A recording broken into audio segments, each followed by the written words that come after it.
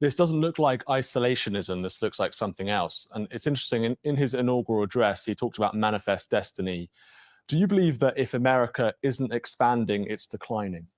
Not expanding and declining. What we've had here is managed decline by our elites. What you have to do is remove the globalist elites. We were under managed decline in every area, in education and healthcare, trade, national security, our culture, borders, all of it. We lost our, what they say is so important in this Ukraine situation, our sovereignty, our territorial integrity, and our self-determination of our citizens. That was the southern border of the United States. We've had 12 to 15 million invaders just on Biden's watch. I'm not talking beforehand. Beforehand, the number could get to 30 million. I don't even count those people anymore. What I count is what happened on Biden's watch.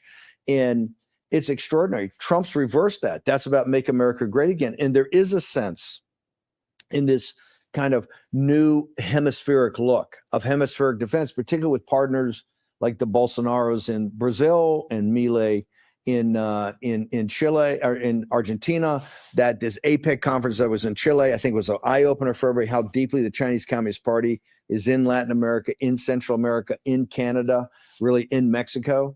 I believe his initial trade pushback was targeted at the Chinese Communist Party to focus on first Mexico and Canada, particularly around fentanyl, which is the new opium war against the United States, a chemical warfare attack essentially against us, losing 100,000 people a year. And the hidden costs, which nobody talks about, trillions of dollars of costs going forward from really people have been turned into zombies. So if you're not dead, you're ruined to society. So President Trump's very aggressive on this. You are going to see, because he has in this idea, this concept of, hey, maybe we partner with Greenland. Maybe there's some way to, with an independent Greenland, we partner. He thinks that there's, and he's got pretty convincing evidence, both on the trade side and in the national security military side, that it may make sense for Canada to partner up with us in some sort of forum. I don't know what that forum is. He keeps talking about it as another state. Maybe that's right. In Canada, not just the geoeconomics of trade in the one market, but as importantly, Canada's greatest defense, and it was its northern border, which was frozen. Now that may be their soft underbelly.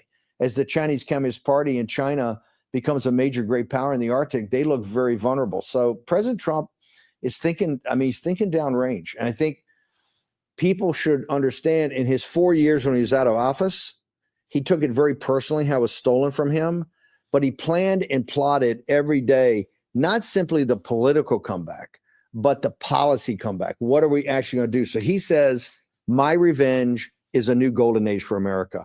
Why his acolytes and people are looking at these verticals that we're driving to, but there's also something of holding people accountable for how this happened, of how we got in this situation. Not just President Trump and J6 and the Russia investigation. All that clearly has to be looked at. But I'm talking about decades and decades of rot in the United States. How did this come about? And how did the American taxpayers end up paying for it?